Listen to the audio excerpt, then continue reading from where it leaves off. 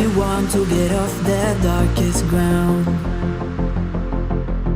but gravity pulls you straight down.